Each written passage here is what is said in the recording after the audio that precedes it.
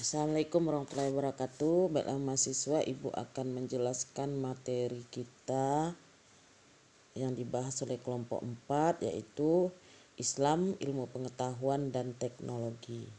Yang pertama, pandangan Islam terhadap ilmu pengetahuan dan teknologi. Di sini ada beberapa hal yang perlu diketahui. Yang pertama, iptek dalam pandangan Islam. Tidak bisa diragukan lagi bahwa seiring dengan perkembangan zaman, kemajuan teknologi mampu membawa perubahan besar terhadap dunia, termasuk terhadap sebuah peradaban. Nah, lalu bagaimana pandangan Islam terhadap ilmu pengetahuan dan teknologi? Maka banyak dari kita yang belum menyadari bahwa Allah telah memerintahkan umat Islam untuk mempelajari ilmu pengetahuan dan teknologi jauh sebelum teknologi itu diciptakan. Nah, bisa kita lihat dalam firman Allah dalam surat Al-Alaq ayat 1-5 yang bunyinya Bismillahirrahmanirrahim.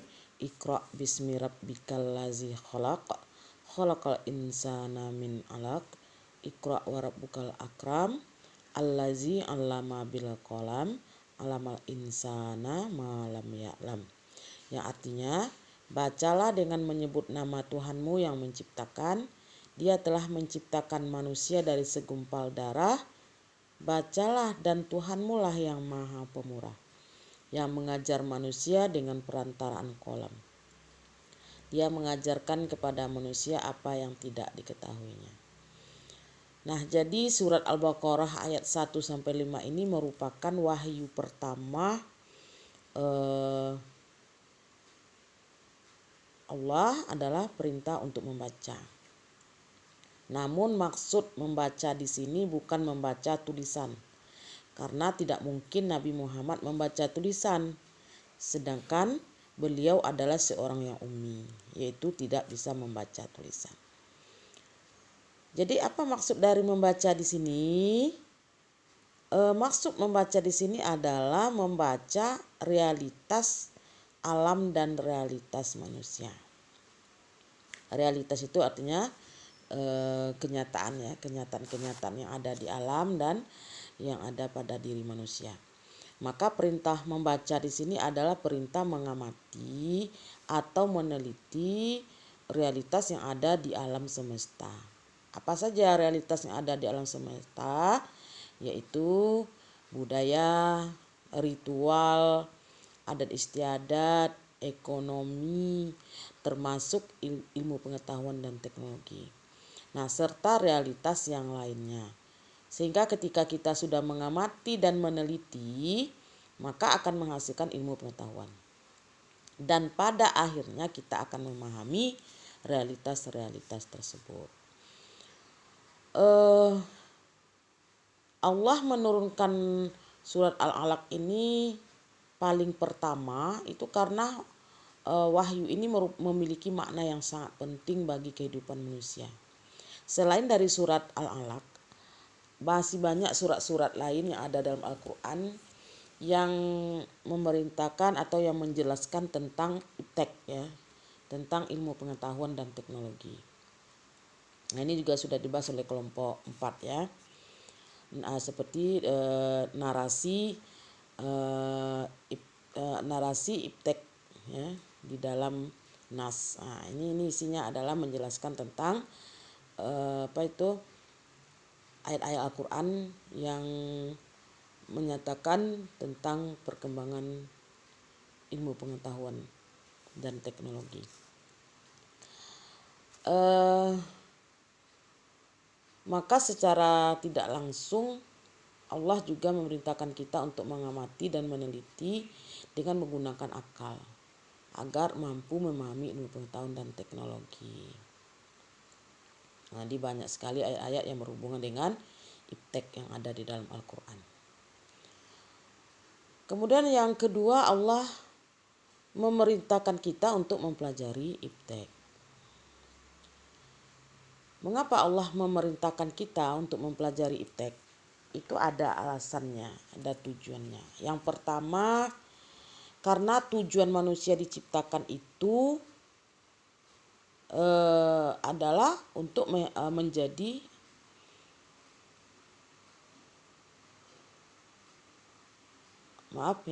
pertama, karena dengan mempelajari iptek kita akan semakin menyadari bahwa kebesaran Allah itu ada. Misalnya pada penciptaan langit dan bumi, adanya siang dan malam, berlayarnya perahu, turunnya hujan dan menghidupkan tanah yang sudah mati, adanya perbedaan bahasa, perbedaan kulit, dan masih banyak lagi realitas yang lainnya yang bisa kita temukan, kita sadari dari bukti kebesaran Allah di muka bumi. Nah, yang kedua, tujuan dari Allah memerintahkan kita mempelajari ilmu pengetahuan dan teknologi adalah karena dilihat dari tujuan manusia diciptakan, yaitu untuk menjadi khalifah di muka bumi. Nah, sedangkan tugas khalifah di muka bumi adalah untuk menciptakan kemakmuran dan membangun kembali keseimbangan alam yang sudah Allah tegakkan. Nah, sebagai pemakmur bumi tentu banyak menemukan berbagai masalah. Nah, untuk menyelesaikan masalah itu tentunya kita membutuhkan ilmu pengetahuan dan teknologi. Nah, karena kita tidak bisa menyelesaikan masalah tersebut itu hanya dengan ilmu agama saja. Maka inilah alasannya mengapa Allah memerintahkan kita untuk mempelajari iptek. Nah, dengan adanya iptek, kita bisa mewujudkan Islam yang rahmatan lil alamin, atau yang menjadi rahmat bagi alam semesta. Yang C, iptek bisa memajukan peradaban. Perlu kita ketahui pada zaman Khalifah Abbasiyah itu banyak sekali ilmuwan-ilmuwan yang lahir dari umat Islam. Seperti Al-Khawarizmi itu yang menemukan angka 0, maka beliau disebut dengan bapak matematika. Ibnu Sina menemukan alat-alat medis atau kedokteran dan menjadi acuan medis di dunia. Al-Farabi itu bapak kedua ilmu logika dan filsafat. Ilmu Khaldun sebagai bapak sosiologi Islam, dan masih banyak lagi ilmuwan muslim yang lainnya. Nah, ilmuwan-ilmuwan ini tidak hanya mempunyai kecerdasan intelektual atau IQ, tapi juga mempunyai kecerdasan emosional EQ dan kecerdasan spiritual SQ. Nah, dengan demikian cara untuk memajukan peradaban adalah dengan banyak menciptakan agen perubahan atau ilmuwan yang mempunyai 3 aspek, yaitu IQ, EQ, dan SQ. Yang berikutnya yang D, korelasi antara iptek dan Islam. Hal ini terdapat dalam Al-Quran surah Al-Anbiya ayat 80 yang artinya, dan telah kami ajarkan kepada Daud membuat baju besi untuk kamu, guna memelihara kamu dalam peperanganmu, maka hendaklah kamu bersyukur. Jadi berdasarkan tafsirnya, Islam menganjurkan kita untuk menciptakan atau membuat alat yang dapat memudahkan pekerjaan kita. Dan itulah teknologi. Teknologi memiliki 2 sisi. Ia bisa bermanfaat apabila digunakan dengan tujuan yang baik, seperti meningkatkan akses terhadap informasi keagamaan, sebagai acuan untuk waktu ibadah, memudahkan cara untuk beramal kepada sesama, sebagai penyedia konten ceramah video keagamaan, dan yang paling penting kita generasi muslim sebagai agent of change untuk menyebarkan dakwah dan syiar-syiar agama melalui sosial media dan website. Nah, teknologi juga bisa menjadi musuh apabila digunakan dengan tujuan yang tidak baik, seperti menyebarkan hoax dan menonton tontonan yang tidak baik. Nah, jadi disinilah saatnya kita sebagai generasi muslim untuk memanfaatkan teknologi dengan baik agar bisa bisa bermanfaat untuk umat dan agama. Nah, kalau bisa kita jangan hanya memanfaatkan saja, tapi juga mulai berkreasi untuk menciptakan teknologi baru yang mampu memajukan peradaban Islam. Maka marilah kita junjung tinggi ilmu pengetahuan dan teknologi. Karena peradaban yang maju dimiliki oleh orang-orang yang menjunjung tinggi ilmu pengetahuan dan teknologi. Jadi Islam itu mewajibkan kita untuk menuntut ilmu pengetahuan agar umat Islam itu bisa duduk sejajar, berbaris sejajar, tegak sama tinggi, duduk sama rendah dengan negara-negara lainnya di muka bumi ini, dan tidak ketinggalan zaman, dan orang Islam tidak bisa dilecehkan oleh orang-orang lain, ya, karena juga orang Islam itu juga pintar-pintar. Nah itu makanya Islam mewajibkan kita untuk mempelajari ilmu pengetahuan dan teknologi. Sekarang kita masuk yang kedua, Islam dan masalah-masalah kontemporer. Nah, di sini kita melihat bahwa tadi di atas kan kemajuan iptek itu tentu banyak menghasilkan teknologi-teknologi baru untuk memenuhi dan membantu manusia dalam memenuhi kebutuhannya, bahkan dalam mengatasi kesehatannya, hal-hal yang dapat mengganggu kesehatan. Jadi iptek ini juga kadang bisa dijadikan solusi untuk memecahkan masalah orang, ya, masalah manusia di muka bumi ini. Jadi perkembangan teknologi informasi dan segala jenis perangkatnya itu ya seperti internet dan berbagai jenis aplikasi komputer lainnya itu telah mendorong pertumbuhan iptek seperti pertumbuhan iptek. Sementara itu, ijtihad para ulama fikih yang berjalan seperti derek hitung masih sangat tertinggal dalam mempersiapkan kaidah-kaidah normatifnya. Nah, sejogjanya setiap ramalan akan munculnya aplikasi iptek baru di masa depan harus sudah mampu diantisipasi oleh para ahli hukum Islam. Sehingga setiap kali muncul masalah yang dipicu oleh perkembangan iptek itu, maka perangkat normatif telah tersedia. Contohnya di bawah ini atau di bawah ini ada beberapa hal, ada beberapa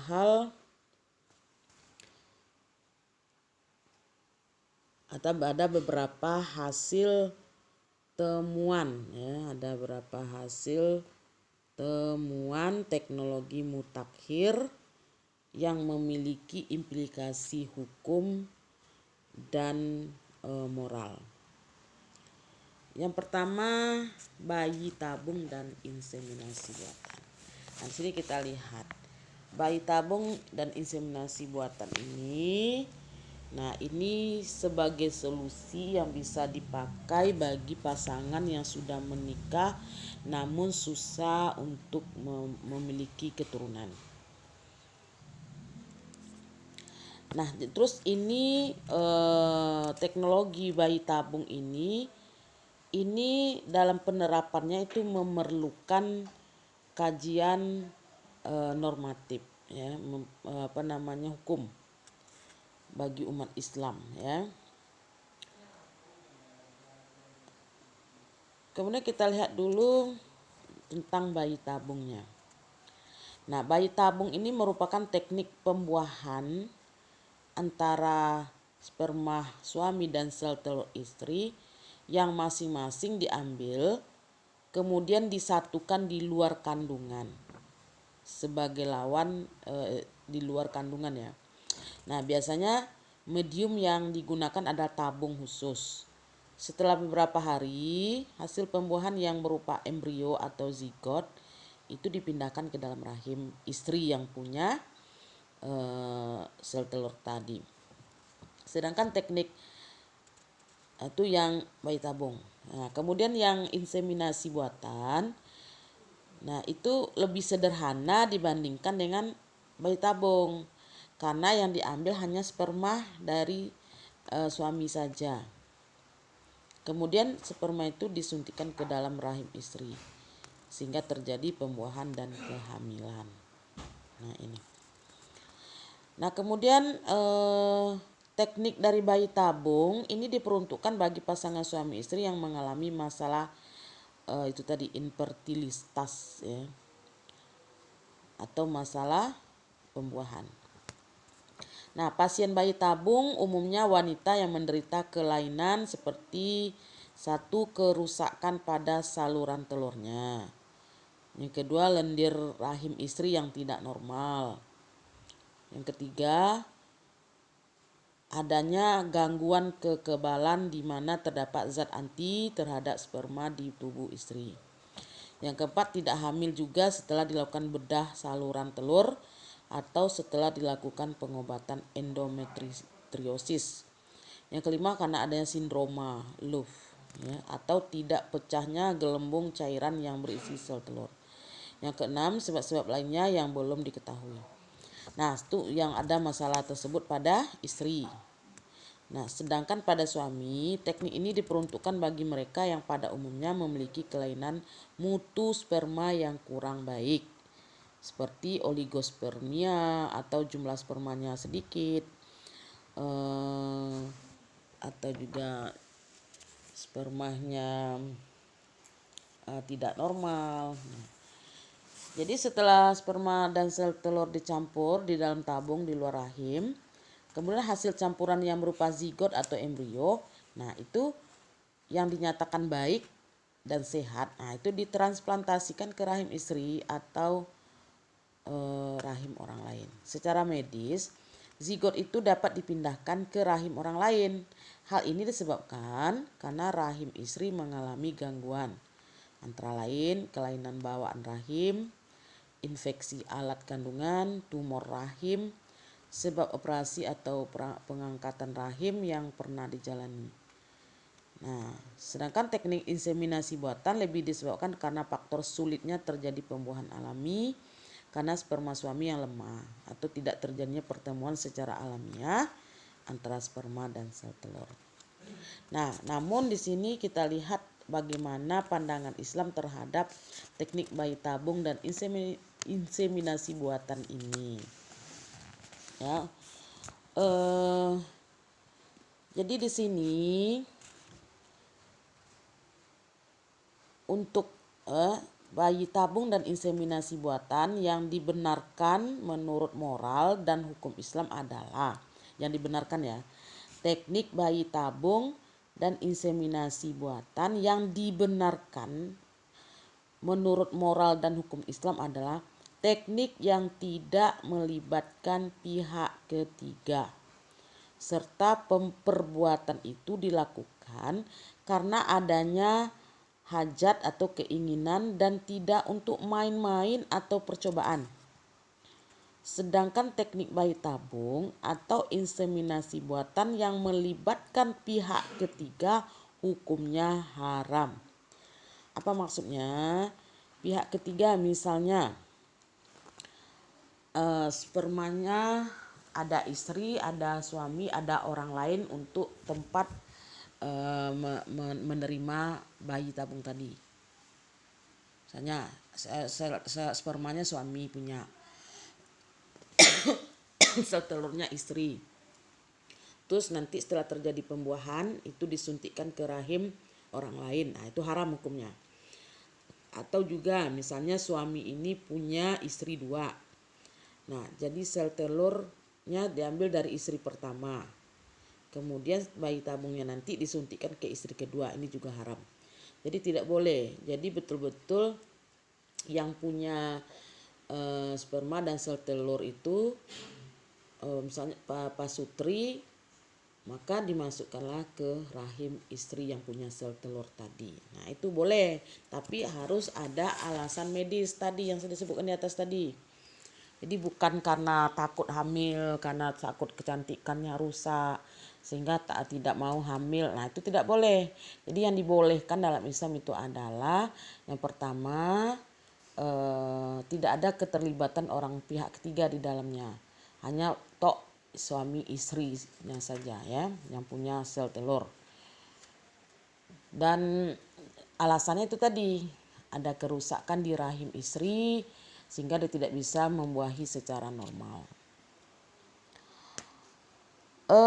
Itu untuk bayi tabung. Inseminasi buatan juga begitu. Ada alasan yang mendasar, memang sperma suami tidak bisa sampai di sel telur dengan alami. Nah, makanya dibantu dengan inseminasi buatan. Dan tidak boleh juga menyuntikkan sperma suami ke istri yang lain atau ke orang lain. Terus dengan kemajuan iptek juga muncul teknologi yang bisa melakukan aborsi dan eutanasia. Aborsi itu artinya pengguguran kandungan atau mengakhiri kehamilan. Nah, teknik aborsi itu dapat dilakukan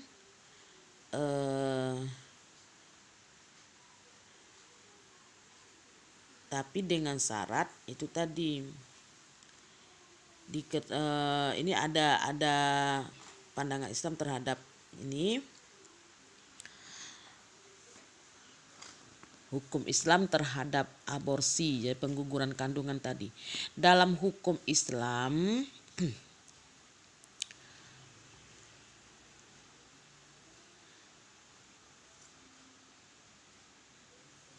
di sini ada aborsi yang disengaja terbagi ke dalam dua macam. Jadi aborsi ini ada yang disengaja dan tidak. Yang disengaja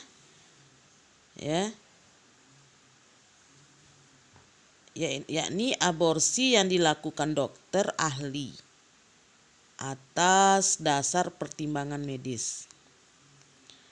Yang kedua, misalnya jika tidak dilakukan aborsi akan membahayakan ibu. Ada lagi aborsi yang dilakukan tanpa adanya dasar indikasi medis, misalnya untuk meniadakan hasil hubungan gelap atau kehamilan yang tidak dikehendaki.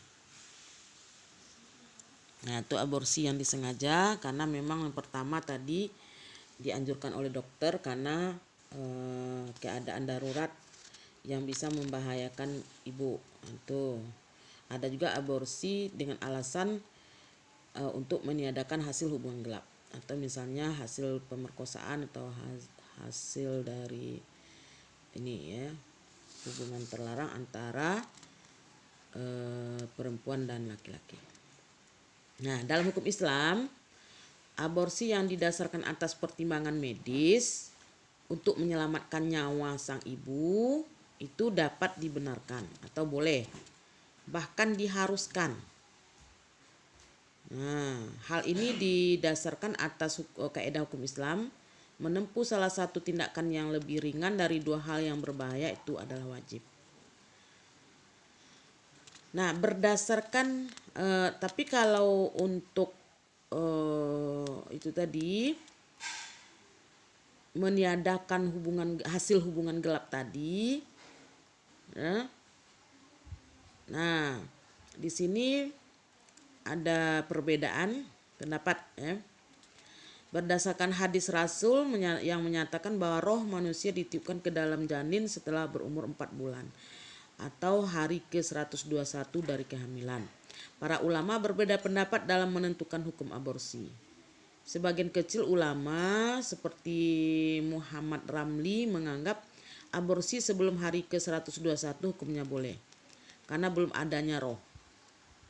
Nah, namun sebagian kecil lainnya menyatakan makruh dengan alasan karena janin sedang mengalami pertumbuhan. Adapun kebanyakan ulama berpandangan bahwa sejak terjadinya pembuahan sel telur oleh sperma, hukum aborsi adalah haram. Sedangkan untuk aborsi tahap janin yang berumur lebih dari 4 bulan, para ulama bersepakat mengharamkannya. Ini untuk yang ini tadi ya. Ini ada. Jadi kesimpulannya aborsi itu haram hukumnya. Ya. Yang ini tadi, yang untuk meniadakan hasil hubungan gelap atau hasil hubungan gelap.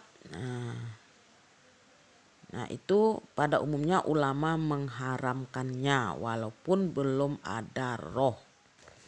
Tuh. Kemudian ada lagi eutanasia. Eutanasia ini itu tindakan penghentian kehidupan atau istilahnya itu suntik mati. Nah, bisa suntik mati atau meminum pil atau dengan cara yang lainnya. Atau ibarat kata tuh bunuh diri lah ya, eutanasia. Eutanasia merupakan tindakan penghentian kehidupan manusia baik dengan cara menyuntikkan zat tertentu atau dengan meminum pil atau dengan cara yang lainnya. Nah, tindakan ini muncul akibat terjadinya penderitaan yang berkepanjangan dari pasien. Jadi bukan orang yang bunuh diri tanpa ada penyakit gitu. Nah, ini maksudnya eutanasia ini ada pasien yang mengalami penyakit berat. Nah, terus dia ini sudah sangat menderita dan ingin minta diakhiri aja kehidupannya. Nah, itu maksudnya eutanasia. Kalau orang yang bunuh diri, gantung diri segala macam, nah bukan kategori pasien, itu bukan eutanasia.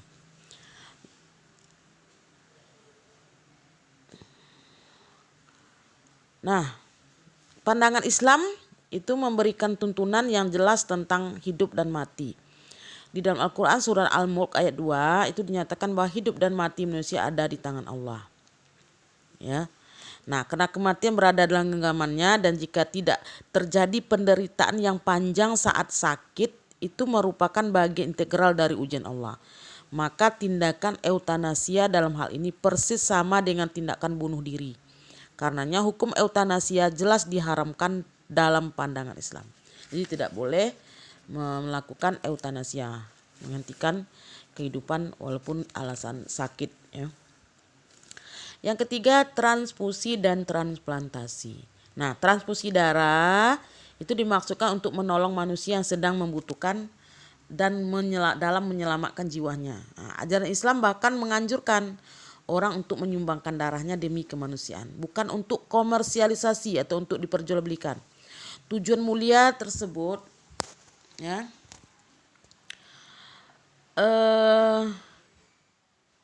tentu saja harus dibarengi dengan niat yang ikhlas untuk menolong orang lain. Nah, perbuatan ini termasuk amal kemanusiaan yang dianjurkan agama. Karena sesuai dengan maksud firman Allah, barang siapa yang memelihara kehidupan seorang manusia, maka seolah-olah memelihara kehidupan manusia semuanya. Nah, dalam transfusi darah itu tidak dipersyaratkan adanya kesamaan agama atau kepercayaan antara si donor dan yang menerima darah. Semua dilakukan untuk menolong dan menghormati harkat dan martabat manusia. Jadi boleh donor darah dengan orang yang berlainan agama dengan kita. Berikutnya apa tadi? Nah, ini mengingat semua jenis darah termasuk darah manusia adalah najis berdasarkan hadis Nabi, maka muncul pertanyaan, bolehkah menjual belikan darah? Nah, di sini mazhab Hanafi dan Zahiri menyatakan bahwa jual beli barang najis yang ada manfaatnya bagi manusia seperti kotoran hewan hukumnya boleh. Maka secara analogis mazhab ini berpendapat bahwa jual beli darah juga hukumnya boleh. Akan tetapi secara etis dan moral hal ini sangat tercela karena bertentangan dengan tujuan semula yang mulia, yakni menyelamatkan jiwa manusia. Nah, transplantasi sekarang. Transplantasi itu adalah pencangkokan organ tubuh. Misalnya pencangkokan jantung, hati, mata, dan sebagainya. Ya.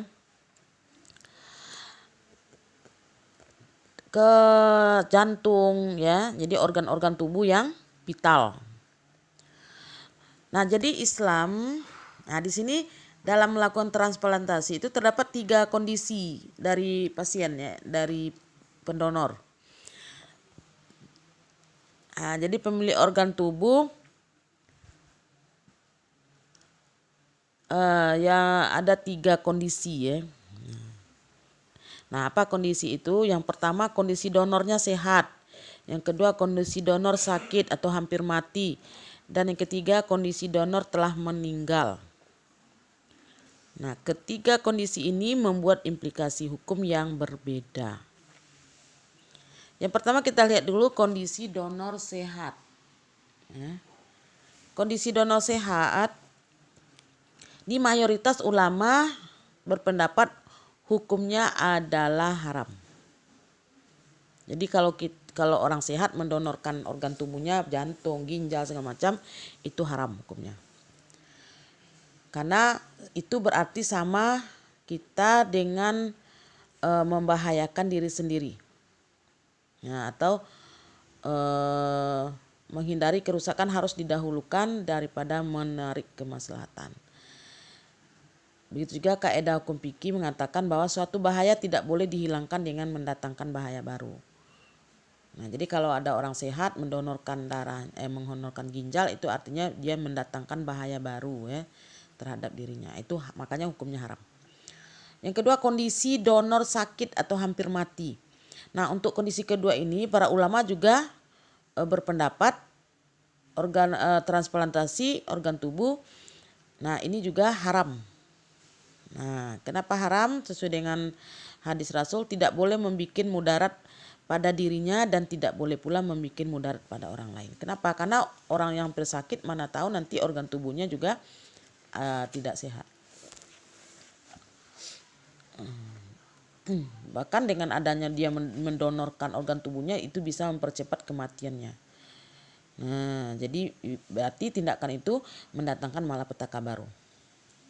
Yang ketiga, kondisi donor yang telah meninggal. Nah, kalau untuk yang telah meninggal, jika donor telah dinyatakan meninggal baik secara klinis, medis, dan yuridis, maka para ulama berpendapat transplantasi model ini dapat diterima dan boleh.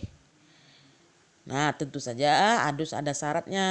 Syarat khusus artinya si penerima berada dalam keadaan darurat dan sangat memerlukan sumbangan organ tubuh dari donor. Nah, usaha penyembuhan biasa telah dilakukan secara optimal. Lah berobat kemana-mana ya, lah banyak obat segala macam namun tidak sembuh-sembuh. Nah, namun hasilnya tidak ada. Selain itu, si penerima diprediksi tidak mengalami komplikasi yang lebih parah akibat menerima sumbangan organ tubuh tadi. Dan berikutnya juga harus ada izin dari pihak keluarga.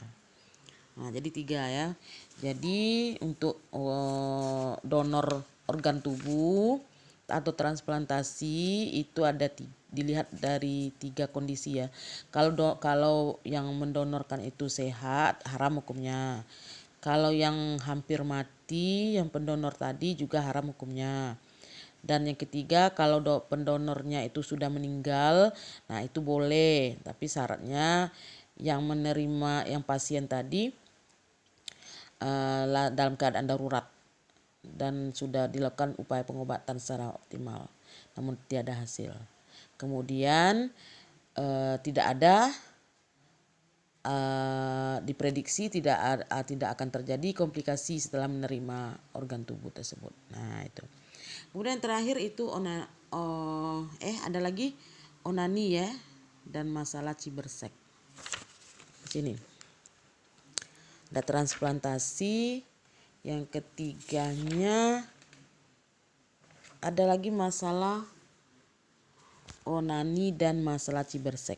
Nah, sini ya, selain dari ini tadi itu ada onani dan cibersek. Nah, tapi sebelumnya kita lihat dulu transfusi dan transplantasi sudah tadi ya. Nah, terus onani dan cibersek. Nah, onani yaitu artinya mengeluarkan mani dengan tangan.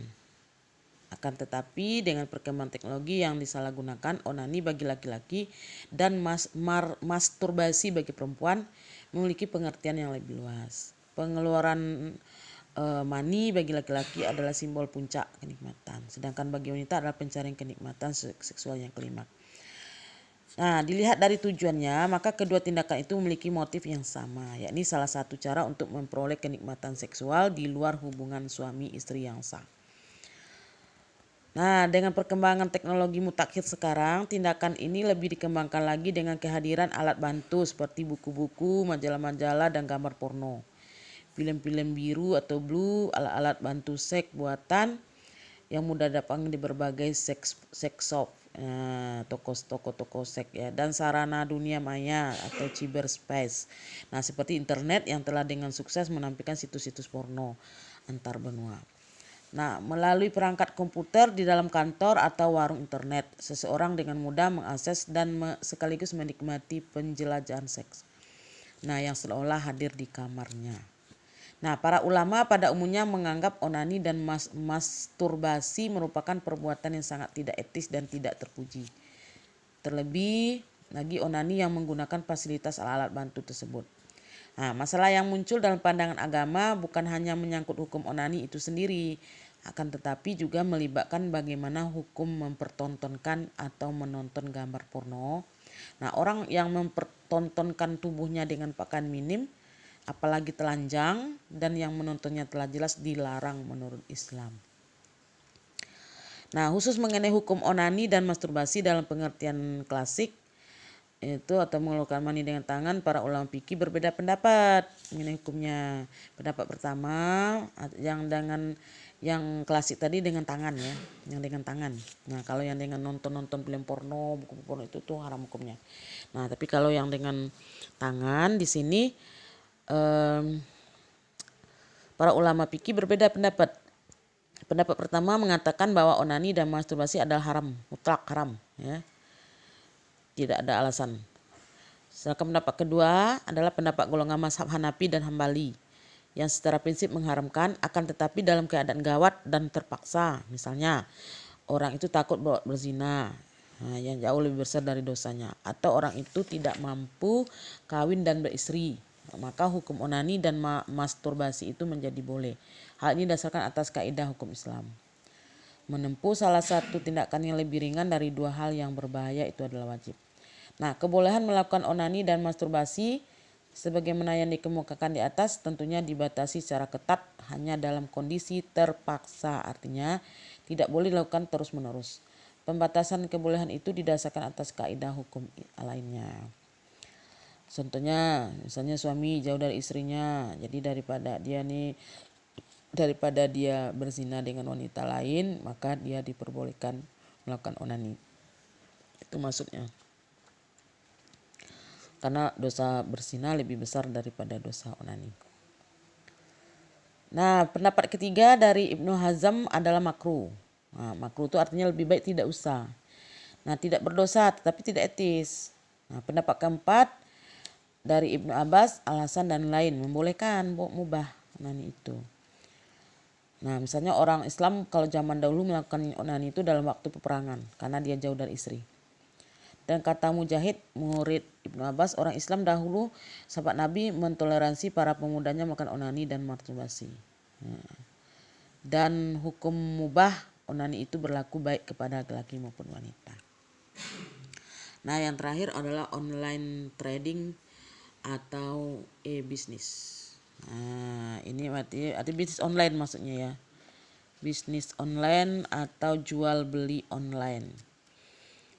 Nah, ini karena perkembangan teknologi, pengetahuan teknologi, internet, jadi orang sekarang udah banyak berbisnis online, jual beli online. Nah, bagaimana pandangan Islam terhadap ini?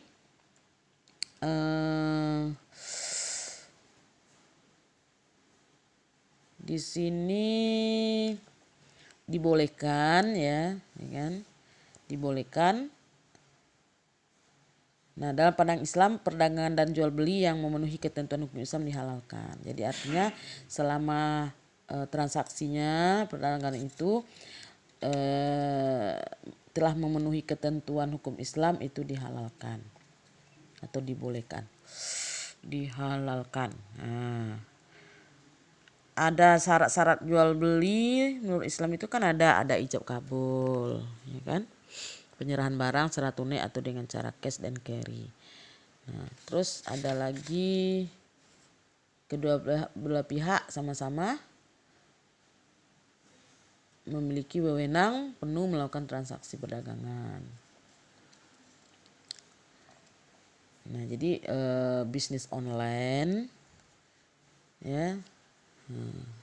Jadi di sini berdasarkan syarat rukun jual beli, maka online trading atau bisnis perdagangan valuta asing, misalnya ada perdagangan saham efek, meskipun di sana sini masih dapat syarat rukun yang kurang sempurna, namun karena telah memenuhi persyaratan jual beli secara umum maka dapat dibenarkan menurut hukum Islam. Nah, termasuk sekarang ini perkembangannya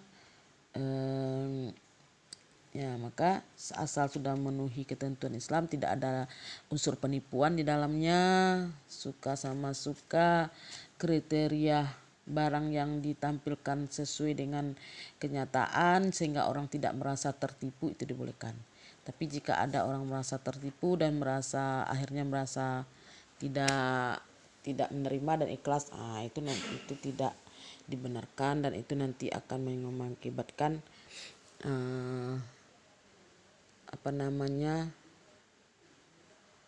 haram bagi penjual ya, karena sudah ada unsur penipuan di dalamnya sehingga jual belinya itu dianggap tidak sah.